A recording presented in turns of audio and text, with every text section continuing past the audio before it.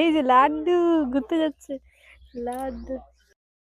আমাদের মন্দিরের সামনেই একটা প্রাইমারি স্কুল আছে, যেটা প্রি প্রাইমারি থেকে ক্লাস 5 পর্যন্ত ওখানে ক্লাস আছে। তো সেই স্কুলেই আমরা কিছু উপহার দেবো সেই সব বাচ্চাদেরকে। তো সেই উদ্দেশ্যে এখন আমরা রওনা দিচ্ছি।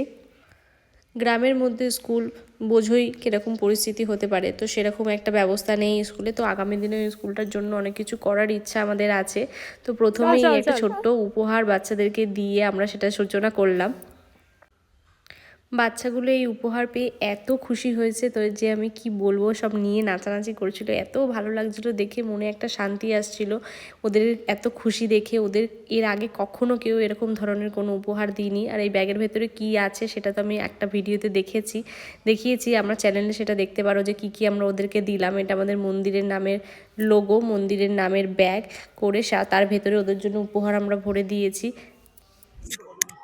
দিশা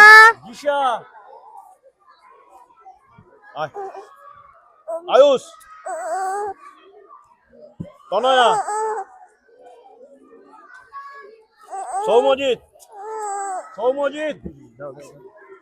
সৌমজিৎ আসেনি মনে হয়, অরিজিৎ,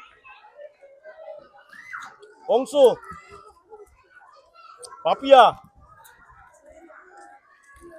রূপ, মৃয়ন্তিকা।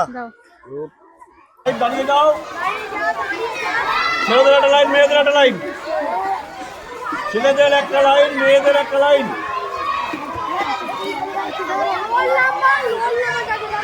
হয়েছে দাঁড়িয়ে যাওয়া হবে। এই গ্রামে প্রায় সমস্ত বাচ্চা এই স্কুলে পড়ে, 200 জন মতো স্টুডেন্ট ছিল।